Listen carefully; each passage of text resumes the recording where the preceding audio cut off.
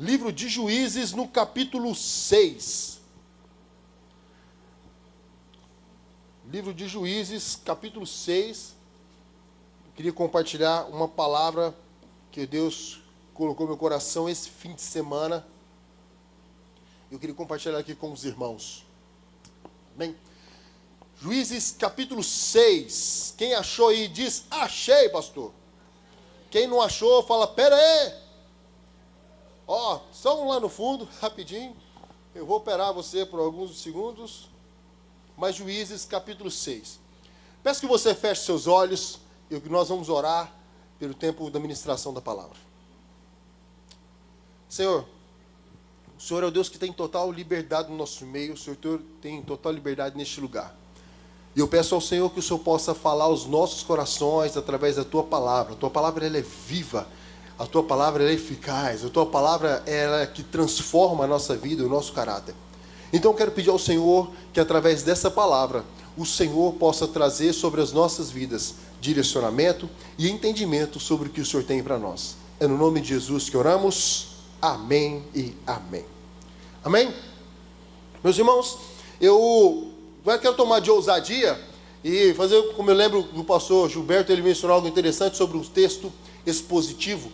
Então, por isso eu não coloquei nenhum versículo específico, porque nós estaremos lendo alguns versículos aqui do capítulo 6, tá bom? Então, peço que você fique atento à leitura da palavra, você mantenha sua Bíblia aberta no capítulo 6 de Juízes, tá bom? Então, nós estaremos lendo alguns versículos, e aí dentro dessa leitura, eu estarei compartilhando algumas coisas com a igreja. Amém? Vamos lá. Juízes, capítulo 6, versículo 1, a palavra do Senhor diz o seguinte: fizeram os filhos de Israel o que era mal perante o Senhor. Por isso, o Senhor os entregou nas mãos dos midianitas por 7 anos. Pausa, olha para mim. Olha uma coisa interessante. Nós tínhamos aqui um povo de Israel que estavam passando por uma grande dificuldade. Eles estavam sendo oprimidos pelos midianitas. E que tipo de opressão era essa? A situação era a seguinte: tudo aquilo que eles plantavam, todas as vezes que estava chegando a época da colheita, todas as vezes que eles pensavam, agora nós vamos receber a nossa bênção, agora nós vamos colher o que nós plantamos, os midianitas invadiam as plantações e pegavam tudo. Acontecia isso com eles. Então o povo chegava e falava, não, hoje é o dia da minha bênção, agora vai dar tudo certo, agora vai acontecer. E quando chegava lá pertinho, o inimigo vinha e tomava. Já aconteceu com você de você estar assim, ó, prestes a alcançar a sua bênção? Sabe quando você está assim, ó, tocando, você já começa a sentir o cheiro da promessa, você já começa a falar assim, hoje é o dia do meu milagre. E aí de repente, bum, cai tudo. Isso era o que eles estavam vivendo. E aí acontecem muitas situações. Eu sei que com os irmãos aqui isso não acontece, tá? Eles não mencionam, ninguém de vocês fala isso, é lá fora que isso acontece. Mas eu sei que algumas pessoas ousam a dizer, Deus não está querendo me abençoar, Deus prefere abençoar aquele fulano e o Beltrano do que a mim, porque olha lá, o fulano está recebendo a bênção, eu quando chego no dia dá ruim para mim. Eu acho que Deus não me ama, eu acho que Deus não está nem aí para mim. Tem gente que inclusive faz até bico com Deus e deixa até de frequentar a igreja, abandona o ministério, põe culpa em tudo, mas esquecem de olhar para si mesmos. Porque a palavra diz no primeiro versículo, e olha, entenda, o capítulo começa, fizeram os filhos de Israel o que era mal perante o Senhor. Então quando os midianitas vinham, os inimigos vinham e roubavam a bênção deles, de quem era a responsabilidade da perca da bênção?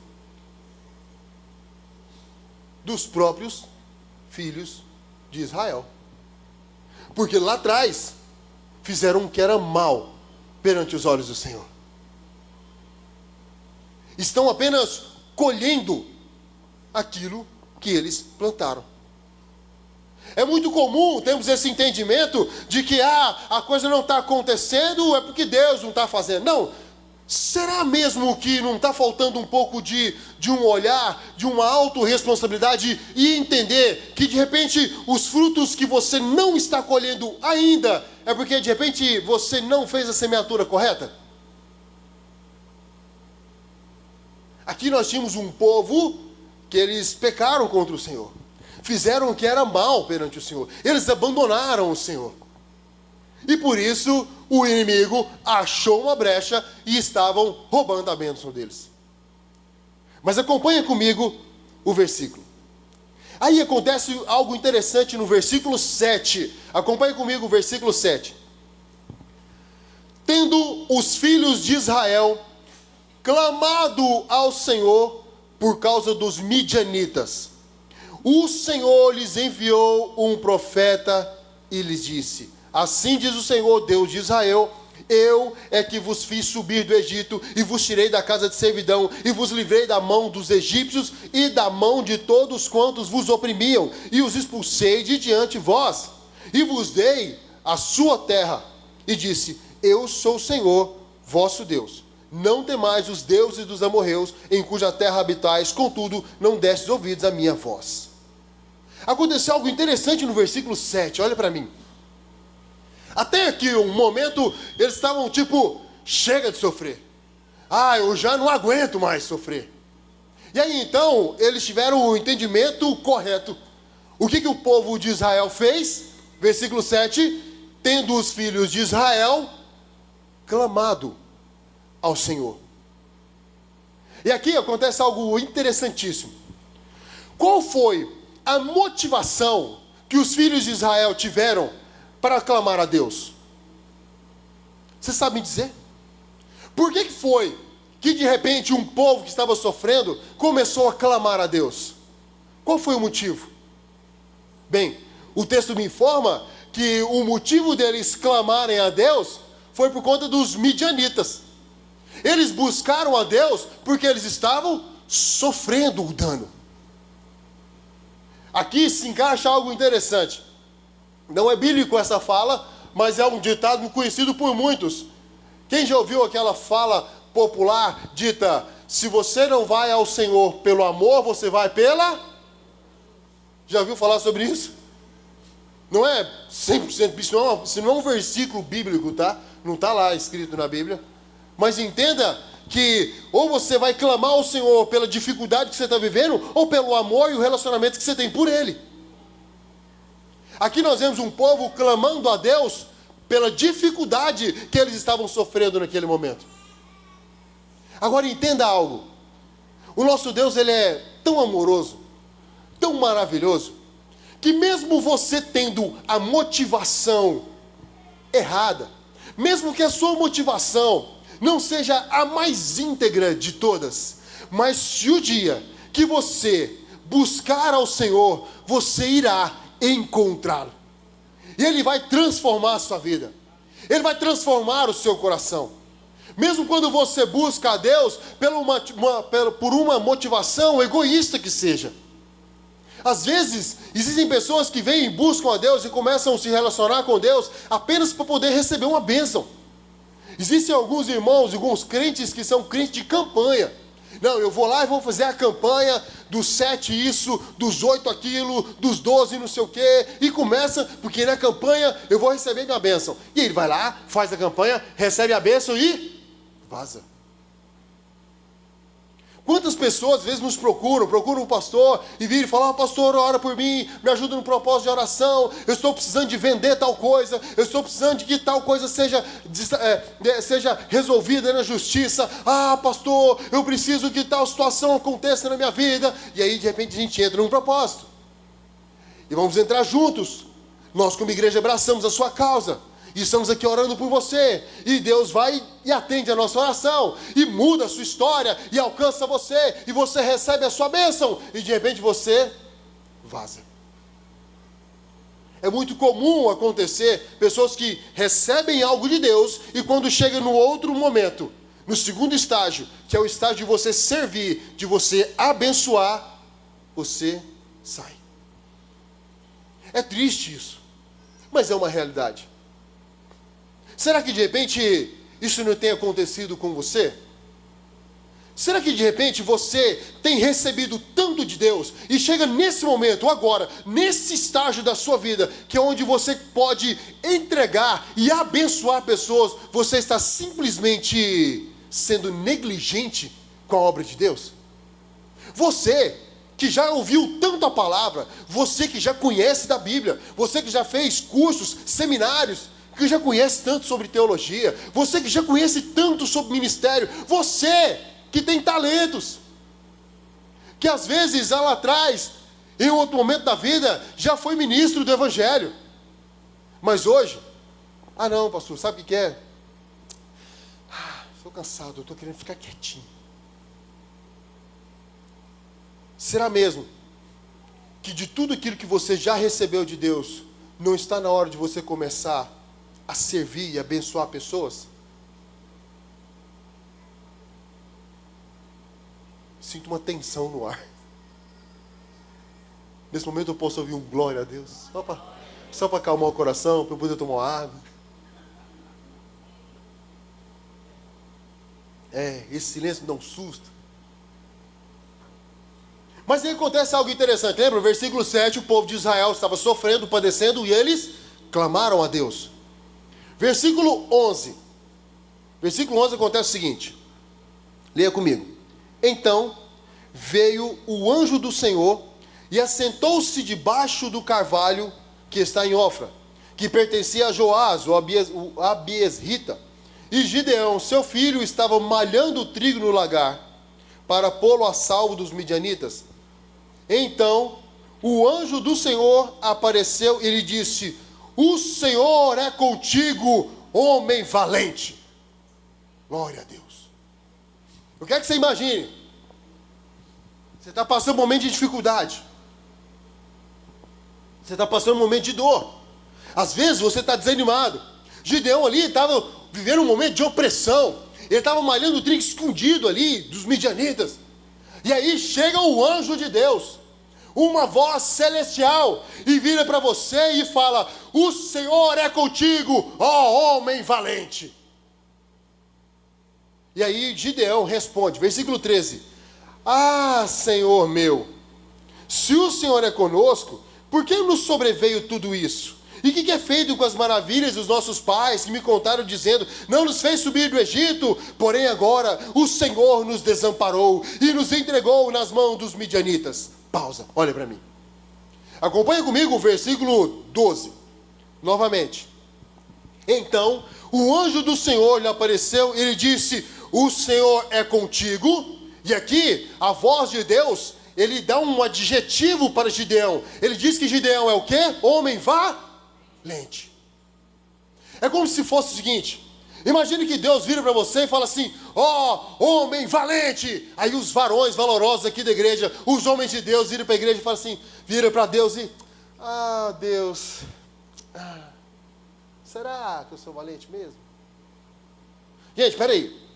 Nós estamos falando de um Deus que conhece a mim e conhece a você. Amém? Deus conhece você? Amém? Conhece? Foi Deus que formou você? Amém? Quem aqui foi formado por Deus? É criatura de Deus, é filho de Deus. Amém? Bênção. Você sendo filho de Deus, uma vez que você é filho de Deus, o seu pai, Deus, conhece você. Amém? Bênção. Eu tenho 2 filhos, a Sara e o Felipe, e eu os conheço. Você que é pai, sabe, você conhece os seus filhos, amém? Bênção. Então vamos lá. Aí Deus, o seu pai, manda um anjo e ele fala com você. E aí Deus vira para você e fala assim: homem valente. E aí os homens viram e falam assim: Deus, será que é eu? Deus vira para você, mulher, e fala assim: mulher sábia, que edifica a sua casa. Não, Deus, eu não. É desafiador, porque quando Deus fala algo sobre você, Ele não está apenas dizendo de forma profética, Ele conhece você, e essa é a sua essência. Tanto é que você continuar no capítulo 6, finalizar o capítulo 6 e entrar no capítulo 7 de Gideão, você vai ver que esse homem foi responsável por algo extraordinário. A valentia de Gideão foi algo fora do comum. Mas nesse momento, Gideão se via como um homem valente? Não. Mas Deus, Ele olha para você e Ele fala com você segundo quem você é. Então Deus vira para você e fala assim: ó, homem valente. Aí nessa hora, você, homem, tem que falar assim: ó, sou eu. É comigo.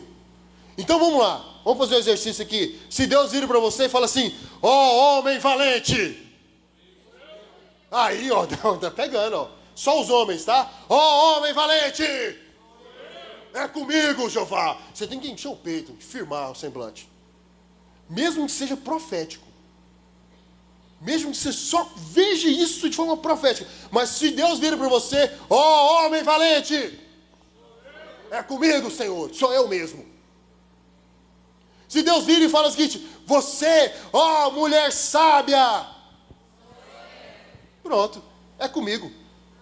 Se Deus vira e fala assim: eu queria chamar aqui a mulher sábia que edifica a sua casa. A mulher já tem que falar: sou eu, é comigo. Sabedoria é comigo. É assim que tem que funcionar. Porque é assim que Deus trata com você. Deus, Ele te chama por quem você é. Ainda que nesse momento você esteja agindo fora daquilo que Deus chamou você. Glória a Deus por isso. Agora olha o que acontece com o Gideão. Isso aqui, o Gideão, eu vou te falar, viu? O Gideão é uma bênção. Versículo 13. Ó, parte A. Ah, Senhor meu. Ele vira para o Gideão e fala assim: ó, homem valente. Aí Gideão vem e me manda, gente, um discurso vitimista. Olha o que Gideão vem. Ah, Senhor, eu valente? Se o Senhor mesmo fosse com a gente, por que essa dificuldade toda está acontecendo? E o que foi que aconteceu lá com aqueles milagres que o Senhor fez lá com a gente? O Senhor desamparou a gente, viu, Deus? Deus chama Gideão, manda um anjo e aparece para o cara. Eu quero que você imagine Deus aparecendo para você agora, ó, pá, igualzinho acontece nos filmes, aquela luz resplandecente, aquele negócio, e de repente, ó, homem valente. Ah, Deus, não sei. Será mesmo? Eu? Deus, se fosse o Senhor mesmo, eu não estava sofrendo do jeito que eu estou sofrendo, não. Agora acompanha comigo. Olha o que a Bíblia está falando. Acompanha o versículo 15. Versículo 14. Então se virou o Senhor para ele e diz: vai nessa tua força e livra Israel da mão dos midianitas. Porventura não te enviei eu? Olha para mim. Eu não sei quanto a você, mas a impressão que dá é que Deus não deu um pingo de moral para o mimimi de Gideão. Ele não deu nem entrevista. Se você ler a Bíblia, lê o versículo, se você ler o versículo 12 e 14, se você pular o 13, você vai perceber que parece que Deus ignora a fala vitimista de Gideão. Deus não dá a mínima atenção.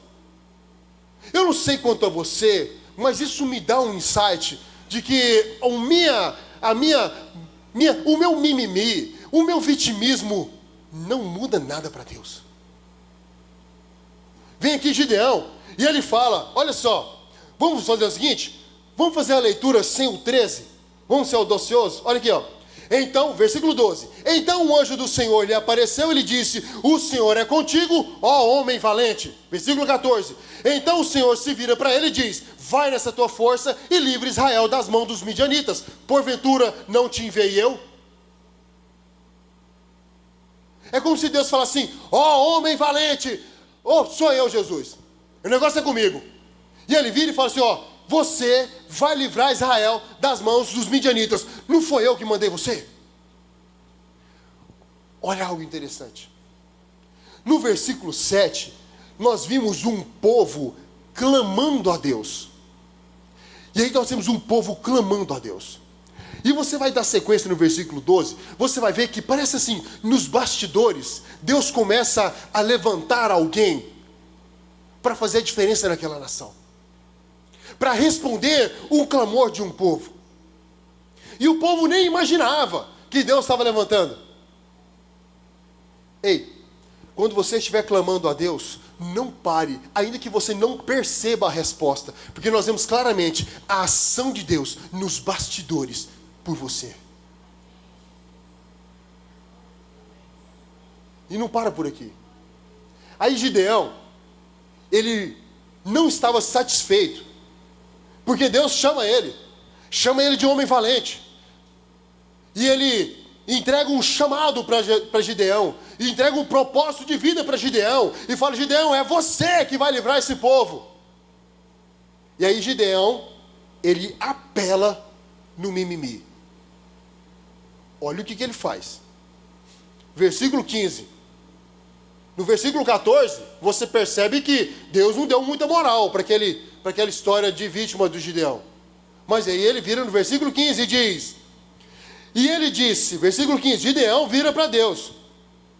E ele lhe disse: ah, Senhor meu, com que eu livrarei Israel? Eis que a minha família é a mais pobre de Manassés, e eu, o menor da casa de meu pai. Versículo 16, tornou-lhe o Senhor: já que estou contigo, ferirás os midianitas como se fossem um só homem. Olha para mim. No versículo 15, Gideão, ele apela mais um pouco para a vitimização. Sabe o que Gideão faz? Ah, Deus, o Senhor não conhece o meu passado de dor. Deus? Eu? Ah, Senhor, como é que eu vou fazer isso? A minha família é a mais pobre. A minha família, ela é a menorzinha. Eu sou o vermezinho de Jacó. Deus, ninguém dá moral para mim. Ninguém nem me vê. Ninguém está nem aí para mim. Eu sou lá... Deus, olha, acho que o Senhor não conhece a minha história, do meu passado. O Senhor não sabe do meu passado de dor? O Senhor está falando que eu vou fazer a diferença nessa geração, que eu serei resposta para essa geração, que eu serei aquele que irei levar o evangelho, abençoar pessoas, servir pessoas. Eu? Não, Deus. Deus. A Gideão manda aquela: Deus,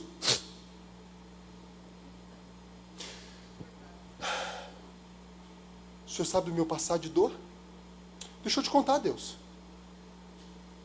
O Senhor sabia que eu já passei por situações de abuso?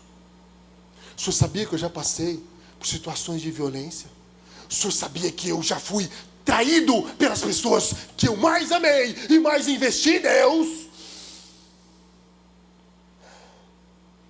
Deus, o Senhor não conhece o tanto que eu já sofri nessa vida.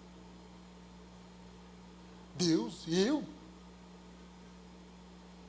O Gideão, ele tenta encaixar, ele apela para o vitimismo do histórico e do passado de dor dele. E ele ainda apela para os erros familiares. Qualquer semelhança é mera coincidência da nossa atualidade hoje.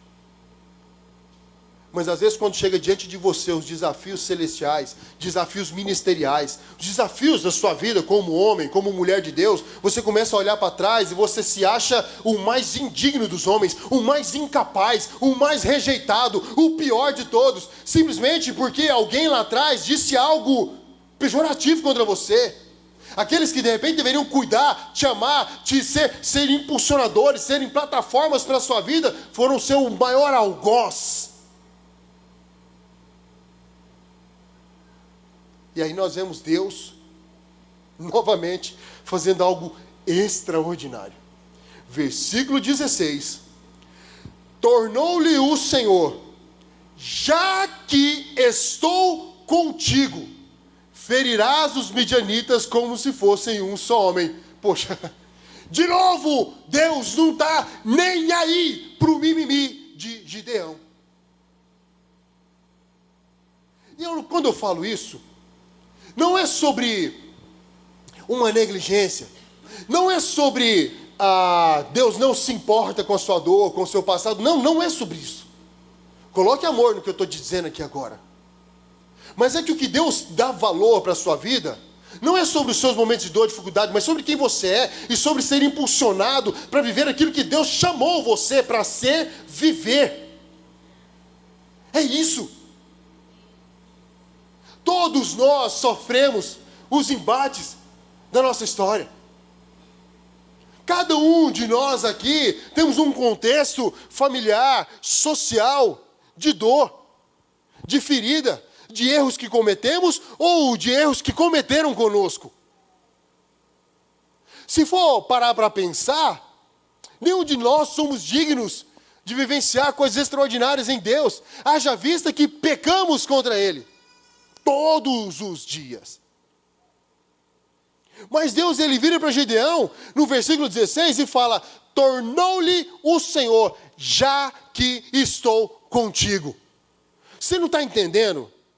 Que não é sobre os seus momentos de dificuldade, mas é sobre um propósito que Deus já entregou para você, e Ele é com você. Ele é com você. Quando Deus entrega para você as dificuldades, os desafios, e eles são propostos diante de você, é porque Ele é contigo. E aí aqui, no versículo 16, acho que a ficha de Gideão cai. Beleza então, acho que não vai funcionar ficar contando os meus mimimis para Deus. Não vai funcionar eu arrumar desculpa para Deus. E você vai perceber, aqui entre os versículos 17 até o versículo 21, algumas situações, algum comportamento diferente de Gideão, onde ele faz algumas provas com Deus, que são até diferentes aqui. Interessante.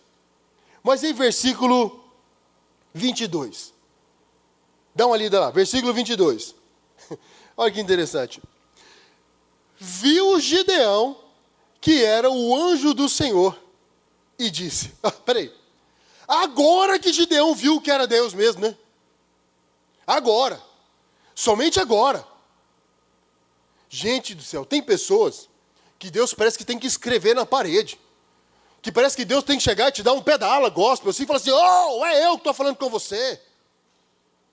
Tem gente que parece que entra naquela piadinha. Você já viu uma historinha, que a pessoa, ela estava naufragando, estava numa enchente, e aí ele subiu no alto do prédio, e no alto assim, e falou assim, Deus, o Senhor vai me salvar. Aí passa um barco, alguém de barco, fala, ei, vem cá, eu quero salvar você. Não, Deus vai me salvar. Aí passa um outro no jet ski, oh, vem cá, eu quero salvar você. Não vou com você não, bombeiro, Deus vai me salvar. E aí você está lá, e a água está subindo, passa um outro, no outro canoazinha lá, e passa, ei, vim aqui, eu vim resgatar você. Não vou com você não, Deus vai me salvar. E aí o cara vai e morre. Aí depois que ele morre, ele chega diante de Deus. Ô Deus, vem cá. O Senhor falou que ia me salvar? E eu estou aqui, morri afogado? E Deus vira para o cara e fala assim, mas moço, mandei 3 para salvar você. Tem gente que só serve se for a manifestação poderosa, gloriosa do Senhor Jesus na sua vida.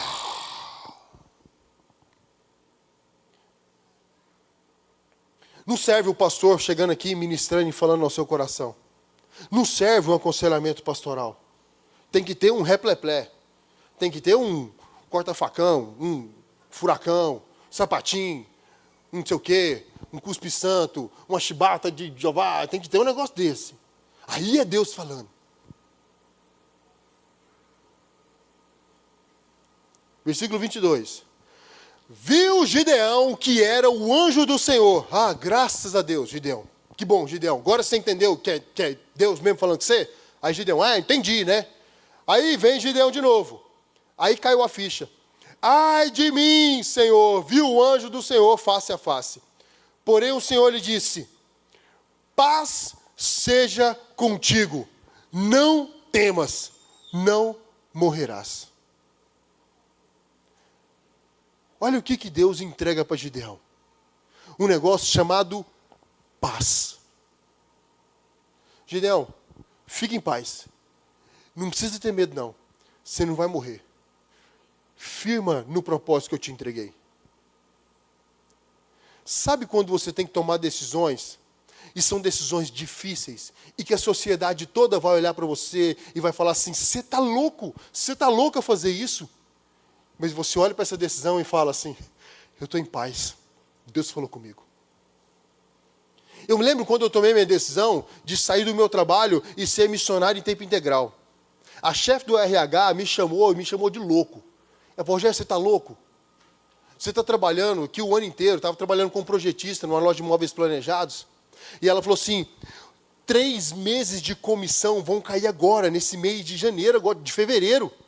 Você está saindo agora em janeiro, pedi minha demissão em janeiro. Ela, você vai sair agora, mês que vem vai cair suas comissão. Espera pelo menos 2 meses, Rogério. Eu falei, não, Deus falou comigo agora, preciso ir para a missão. Eu, Rogério, você não está entendendo, vai entrar muito dinheiro para você agora. E ia entrar um dinheiro bom, gente. Mas só que não ia casar. Se eu esperasse, eu ia perder o calendário, do qual Deus já tinha me chamado para fazer. E ela me chamou de louco. Meus amigos me chamou de doido.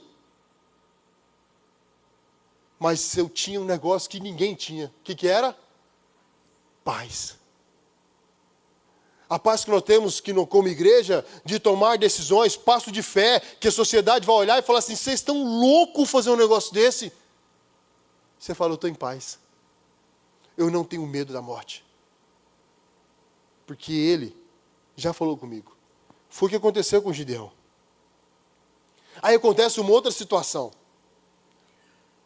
Gideão entendeu o que Deus tinha falado com ele. Amém? Amém. Versículo 25. Acompanha comigo. Naquela mesma noite, lhe disse o Senhor, toma um boi que pertence ao teu pai, a saber, o segundo boi de 7 anos, e derruba o altar de Baal, que é de teu pai, e corta o poste ídolo que está junto do altar. Ponto. Olha para mim. Primeiro Deus chega e chama Gideão. Gideão tenta dar um migué. Gideão tenta dar uma conversada. Tenta virar para Deus e falar assim, Deus, será que é comigo mesmo? Ai, Deus, eu estou tão sofrendo. E Deus não dá entrevista para aquele mimimi, para o vitimismo de Gideão, para as historinhas que Gideão conta. Aí tá bom. Aí depois de toda uma história, Gideão entende. Agora é Deus falando comigo. E agora que você entendeu que é Deus falando com você. Agora que você entendeu, Deus te entrega a paz, que excede todo o entendimento. Agora vem a parte boa. Qual que é a parte boa? Vem a missão. E aquela missão, como diz um amigo meu, cavernosa. Uma missão difícil. E que missão que era essa? Romper com o altar de Baal. Sabe qual que era a situação? E não era qualquer altar, tá bom? Era o altar da casa dele, da família dele, do pai dele. Aí Gideão fala, isso agora. Olha o versículo 27. Então Gideão tomou 10 dentre os seus servos e fez como que o Senhor lhe dissera, temendo ele, porém, a casa de seu pai e os homens daquela cidade. Não fez de dia, mas fez de noite. Gideão recebeu a missão de Deus. Algo para ele fazer. E Gideão, gente, ficou com medo de fazer. Mas sabe algo que acontece aqui no finalzinho do versículo 27? Ele diz, não fez de dia, mas fez de noite. Ele fez de noite porque estava com medo. Algo que nós aprendemos, Deus te dá uma missão, faça. Faça mesmo se você estiver com medo de fazer. A Bíblia é tão maravilhosa que ela não diz que Gideão ficou todo corajoso, forte. Gideão, homem valente. Mas Gideão não tomou uma pílula mágica e tomou um negocinho e agora eu sou o cara mais forte, mais corajoso que tem nessa igreja, nesse ministério, nessa cidade. Eu sou. Não.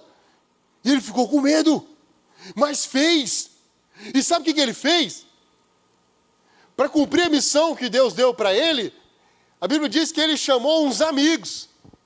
Ei, você tem amigos que te ajudam a cumprir o propósito de Deus? Se não, reveja o conceito sobre amigos. Se você for chamado para fazer algo, você tem quantas pessoas que você fala assim, eu posso contar com você para fazer algo que Deus me deu uma direção? Você tem amigos que vão acompanhar você para fazer a coisa certa? Você tem? Se não, seja livre para buscar novos amigos. Pessoas que possam ombrear a obra de Deus do seu lado. Pessoas que possam ombrear uma resposta de um chamado de Deus para a sua vida. Mas aqui acontece coisas maravilhosas, esses 2 versículos aqui. Nesse trecho, você vê Deus chamando Gideão para derrubar um altar. Olha o que acontece. Naquele tempo, o pessoal estava adorando Baal. E aí, toda a situação acontecia o seguinte. Passei por um momento de dificuldade. Eu preciso tomar uma atitude agora. O que eles corriam? Ia lá e consultava Baal. Ia lá e perguntava, Baal, o que o senhor acha? Baal, eu estou aqui, o senhor acha que eu tenho que semear agora ou não? Eu vou lá ou vou cá? Baal, eu tomo tal atitude ou tomo atitude A, B ou C? Baal, o que eu faço? Quando Deus vira para Gideão e fala para Gideão derrubar esse altar de Baal, é porque haviam pessoas consultando outros altares, senão o altar do Deus de Israel.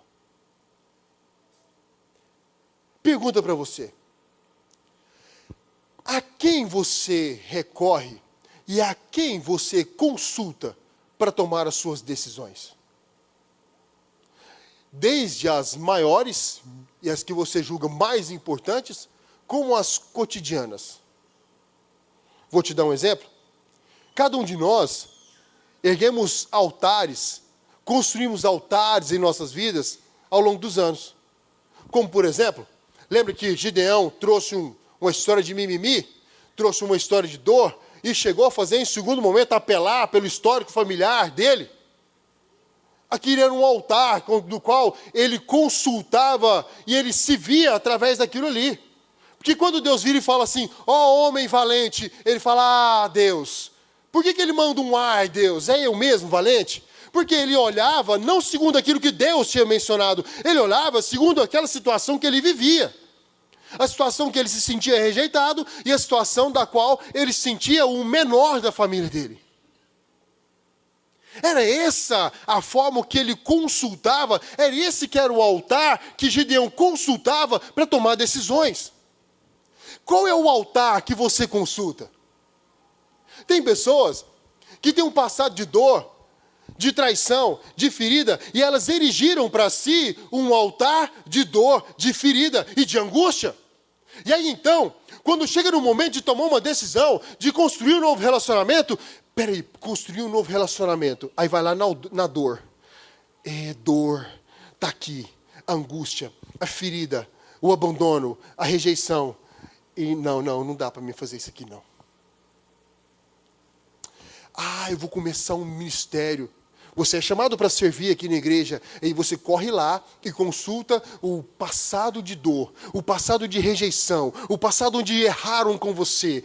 Não, erraram comigo aqui nesse altar. Não, eu não vou aqui não. E você volta e dá uma resposta. Não, eu não vou agir. Quer saber, pastor? Deixa eu aqui quietinho, no meu cantinho. Não, eu não consigo dar sequência na minha vida. Tudo isso porque você está consultando altares de Baal na sua vida. Altares que despertam em você ansiedade, despertam em você dor, despertam em você angústia, despertam em você medo, despertam em você toda a rejeição que você pode ter sentido, despertam em você um sentimento de incapacidade sobrenatural, que você acha que nunca vai conseguir vencer. Mas por quê? Porque você está consultando um altar de Baal na sua vida. E a primeira coisa que Deus requer de você é: destrua o altar de Baal na sua vida. Destrua esse altar. Agora acontece algo. Ele vira para Gideão, no versículo 25, e Deus dá uma instrução para Gideão. 25. Toma um boi que pertence ao seu pai. E ele ainda Deus é mais específico, ele diz, a saber, o segundo boi de 7 anos. Ou seja, Gideão, vai lá e pega um boi. Mas pega um boi jovem, forte, saudável, para você derrubar esse altar. O altar de Baal era grande, robusto. Esses altares que eu mencionei, você sabe muito bem quais são eles na sua vida, são fortes, estão enraizados com raízes profundas, e eles não serão derrubados apenas com um leve toque, ou com apenas um, ai, sai dor. Não. Você vai precisar de tomar um posicionamento, e um posicionamento forte e robusto. Você precisará ser firme na sua decisão com Deus. Porque esse altar, para ele cair, você vai precisar de ser, como diz, decidido. E se for o caso, você vai ter que chamar ajuda para isso. Como o Gideão recebeu a instrução de pedir ajuda. Esses altares, eles não vão cair fácil. A Bíblia, gente, ela é maravilhosa, meus irmãos. A Bíblia é extraordinária. Pontual em detalhes. Contextualizada. Essa é a palavra de Deus. Posso ouvir um glória a Deus por isso? E aí acontece algo interessante. Versículos 31, acontece algo. Quando o altar foi derrubado, quando esse altar cai, o povo fica louco. A sociedade fica alvoroçada. E tentam atacar Gideão. Quando você começar a derrubar esses altares malignos da sua vida, as pessoas ao seu redor não vão entender você. Elas vão criticar você e vão atacar você. O dia que você decidir que você não vai mais reclamar, que você não vai mais murmurar, que você deixará de ser vitimista e sair do mimimi, o dia que você se posicionar e falar assim, eu vou servir a Deus, eu derrubo esse altar na minha vida, a sociedade ao seu redor, e às vezes pessoas que estão muito próximas, familiares, amigos, eles não vão entender, e vão atacar você, e vão querer apedrejar você, mas entenda, Deus irá levantar pessoas que você menos espera, para ser defesa na sua vida. Olha o que acontece no versículo 31. Porém Joás disse a todos os que se puseram contra ele, contra Gideão, contendeis vós por Baal? Joás, o pai dele fala, Baal vai livrar vocês? Qualquer que por ele contender ainda esta manhã será morto, se é Deus que por si mesmo contenda, pois derribaram o seu altar. Olha o posicionamento do pai de Gideão. Ei, quem falou isso aqui foi o dono do altar que caiu. Lembra que ele estava até com medo de ir lá derrubar o altar? Foi até de noite. Putz, eu vou derrubar o altar do meu pai. Está lá na casa do meu pai. Vai dar ruim para mim. As pessoas que você menos espera serão pessoas que serão abençoadores na sua vida. Por isso, não destrua pontes e não feche os portões por onde você passa. De repente, o pai dele traz uma racionalidade fora do comum para aquele povo. Que falou assim, peraí, pessoal, gente, vocês não estão entendendo? Se vocês estão aqui querendo destruir Gideão por causa de Baal, Baal fez alguma coisa por vocês? Você tem consultado esses altares que eu mencionei aqui na sua vida? Isso tem te levado aonde? Como é que está a sua vida? Consultando altares de dor, de tristeza, de angústia, de mágoa, de raiva, de rancor, tem te levado para onde?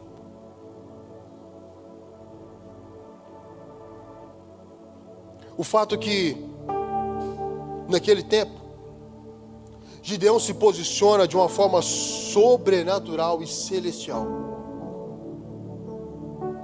O tempo não vai nos permitir, porque eu quero orar junto com você. Mas você vai ver que Gideão começa a avançar em Deus em um nível de um relacionamento tão íntimo, recebendo direções e estratégias celestiais.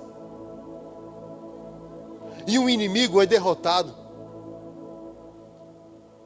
O Gideão que vence os midianitas nem parece que é o mesmo Gideão que Deus chamou ele lá atrás de homem forte e valente. Meu irmão, minha irmã, se você ouvir atentamente a voz do Senhor, se você entender e se entregar ao propósito dele, e obedecer as direções que ele traz para a sua vida, meu irmão, minha irmã, se você começar a derrubar os altares malignos e começar a consultar ao Deus de Israel, meu irmão, você não vai se reconhecer. Deus vai usar você para fazer diferença numa sociedade tão carente, tão destruída como é hoje. Mas isso depende de um posicionamento meu e seu.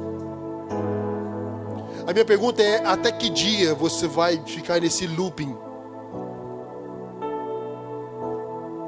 E hoje eu quero chamar você para que juntos possamos ouvir a voz do Senhor e esse chamado de Deus,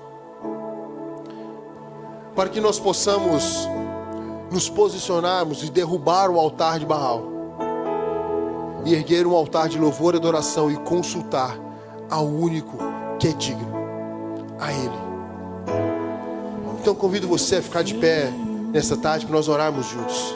Minha vida se revestirá do teu poder. Podemos orar juntos? Quais são os altares que estão aí que precisam cair? Você sabe quais são? Vamos juntos nos posicionar para derrubar esses altares de Baal e construirmos altares de louvor e adoração ao nosso Deus, nos posicionando a Ele. Amém, igreja? Amém? Feche seus olhos então, vamos orar. Senhor, nós nos colocamos diante do Senhor e entendemos que o Senhor nos chama, e o Senhor nos entrega um chamado, um propósito, uma missão, que às vezes para nós parece ser loucura e impossível de acontecer. Senhor, pedimos perdão por às vezes colocarmos na mesa e colocarmos, ó Deus, em questão todas as dores e enfermidades emocionais, todas as situações adversas, colocando isso como se isso fosse um empecilho para aquilo que o Senhor tem para nós. O Senhor deixa bem claro que nada é impossível para o Senhor, e que se o Senhor nos chamando, o Senhor há de nos capacitar e nos fortalecer. Senhor, eu oro para que nós como igreja possamos vivenciar coisas extraordinárias no Senhor, tendo como principal consulta o Senhor, o Deus Todo-Poderoso. Abrimos mão, ó Deus, dos altares malignos que erigimos, ó Deus, através de dor, ou que foram construídos para nós e por nós. Abrimos mão desses altares e queremos colocar os nossos olhos elevados a Ti, pois o Senhor é o nosso socorro, é a nossa força. Coloque a mão no altura do seu coração. E eu oro para que você possa ser revestido de um poder sobrenatural do Senhor, e que a paz de Deus, que excede todo entendimento, alcance o seu coração e te fortaleça para que você possa seguir em frente naquilo que Deus te chamou para ser. Homem valente e mulher sábia que edifica o seu lar, em nome de Jesus Cristo. Amém e amém.